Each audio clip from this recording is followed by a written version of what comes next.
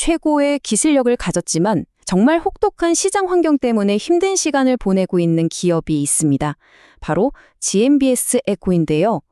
오늘은 이 회사가 가진 세계적인 기술력과 냉혹한 시장 현실 사이에서 지금 어떤 상황에 놓여 있는지 그 핵심을 한번 명쾌하게 파헤쳐 보겠습니다.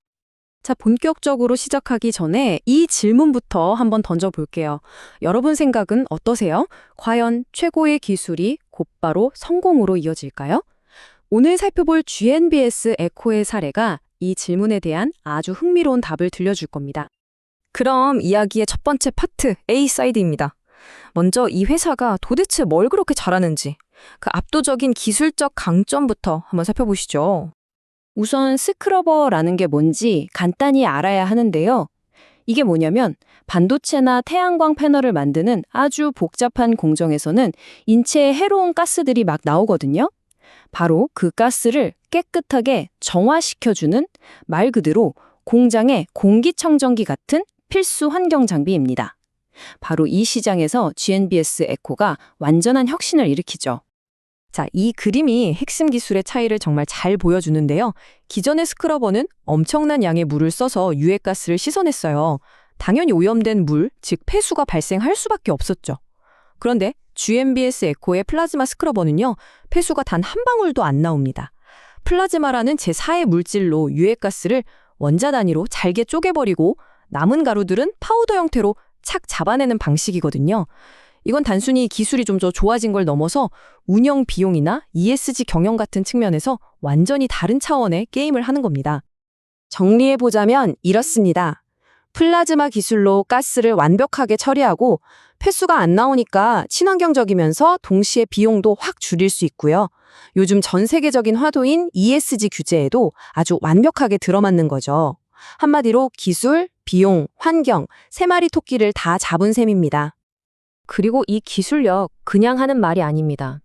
실제로 누가 이 장비를 쓰고 있는지를 보면 바로 알 수 있죠. 보세요. 삼성전자, SK하이닉스, 한화솔루션, 각 분야에서 세계 최고를 다투는 기업들이 바로 GMBS 에코의 고객사입니다. 기술에 대한 확고한 믿음이 없다면 이건 불가능한 일이죠. 회사가 걸어온 길을 보면 이 기술력이 그냥 하루아침에 뚝딱 나온 게 아니라는 걸 알 수 있습니다.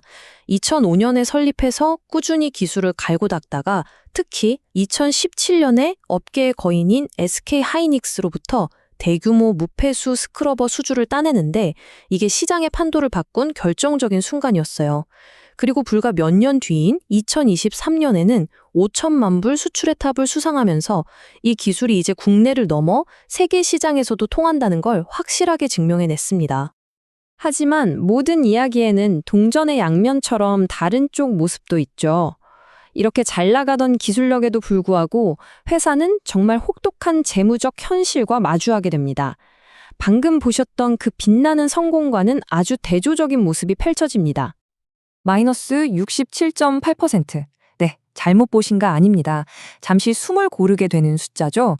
2025년 상반기 영업이익이 작년 같은 기간에 비해서 무려 3분의 1 이상이 그냥 사라져버렸다는 뜻입니다. 도대체 무슨 일이 있었던 걸까요? 사실 이런 흐름이 갑자기 나타난 건 아니었습니다. 2024년 전체 실적을 자세히 뜯어보면 매출과 영업이익 모두 전년보다 줄어들면서 어려운 상황이 이미 시작되고 있었다는 걸 알 수 있어요. 경고등은 이미 깜빡이고 있었던 셈이죠. 아니, 기술력은 세계 최고라면서요. 그런데 왜 이렇게까지 수익성이 급격하게 나빠진 걸까요? 바로 다음 슬라이드가 그 범인을 정확하게 지목합니다. 바로 이겁니다. 2025년 상반기 매출 구조를 한번 보세요. 반도체 중심의 SEMI 부문은 68%로 아주 견조하게 버텨줬지만 문제는 솔라, 즉 태양광 부문이었습니다. 매출 비중이 고작 3%까지 추락했어요. 한때 회사의 핵심 성장 동력이었던 태양광 사업이 글로벌 공급 과잉과 정책 변화라는 직격탄을 맞으면서 사실상 멈춰버린 겁니다. 이게 실적 악화의 가장 직접적인 원인이었습니다. 그리고 이게 왜 그렇게 치명적이었냐면요. 바로 이 태양광 사업이 수익성이 아주 좋은 소위 알짜 사업이었거든요. 그게 통째로 사라져버리니까 회사 전체의 이익 구조가 무너진 겁니다. 물건 하나 팔아서 남는 이익의 비율을 뜻하는 매출 총이익률이 불과 1년 만에 41.8%에서 22.8%로 거의 반토막이 나버렸습니다. 자, 그럼 이 모든 상황을 우리는 어떻게 해석해야 할까요? 이제 분석의 가장 중요한 부분으로 들어가 보겠습니다. 여기서 우리가 내려야 할 결론은 아주 명확합니다. 이번 위기는요, GMBS 에코의 세계 최고 수준 기술력에 문제가 생겨서가 절대 아닙니다. 오히려 특정 산업, 그러니까 태양광이라는 외부 변수에 너무 크게 의존했던 사업 구조, 즉 사업 믹스의 취약성이 드러난 사건이라고 봐야 합니다. 하지만 희망은 바로 회사의 핵심 사업에 있습니다. 반도체 부문은 여전히 전체 매출의 68%를 책임지면서 굳건하게 버티고 있거든요. 게다가 세계 최고의 고객사들을 이미 확보하고 있고, 무엇보다 인공지능 시대가 열리면서 반도체에 대한 투자는 장기적으로 계속될 수밖에 없잖아요. 이것이 바로 회사에 흔들리지 않는 튼튼한 기반이 되어주고 있습니다. 물론 그렇다고 해서 마냥 안심할 수만은 없죠. 앞으로 해결해야 할 과제들도 분명히 있습니다. 붕괴된 태양광 시장이 언제쯤 회복될지 아직 불확실하고요. 반토막난 매출 총이익률을 다시 끌어올려야 합니다. 또 이렇게 어려운 시기에 미래를 위한 투자를 어떻게 효율적으로 해나갈 것인지도 중요한 숙제입니다. 자, 이제 결론으로 넘어가 보겠습니다. 앞으로 이 회사의 회복 경로를 추적하기 위해서 우리가 어떤 것들을 눈여겨봐야 할지 딱 4가지 신호로 명확하게 정리해드리겠습니다. 이 회사에 투자를 하고 계시거나 혹은 관심을 갖고 지켜보는 분들이라면 앞으로 이 4가지 핵심 지표만 잘 따라가시면 회사의 방향성을 파악하는 데 큰 도움이 될 겁니다. 체크포인트는 바로 이 4가지입니다. 첫째, 문제의 근원이었던 태양광 수요가 다시 살아나는지. 둘째, 회사의 든든한 버팀목인 반도체 부문 수주가 꾸준히 늘어나는지. 셋째, 수익성의 바로미터인 매출 총이익률이 최소 30% 이상으로 복귀하는지. 그리고 마지막으로 회사의 근본적인 힘이죠. 이 무폐수 기술이 글로벌 시장에서 더 빠르게 퍼져나가는지. 이 4가지가 바로 회생의 신호탄이 될 겁니다.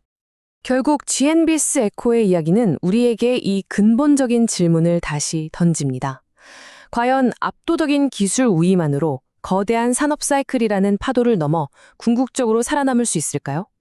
그 답을 함께 지켜보는 건 아주 흥미로운 과정이 될 것 같습니다. 오늘 준비한 이야기는 여기까지입니다. 이 내용은 정보 제공을 위한 것이며 특정 종목에 대한 투자 추천이나 자문이 아니라는 점을 다시 한번 말씀드립니다. 모든 투자의 최종 판단과 책임은 투자자 본인에게 있습니다.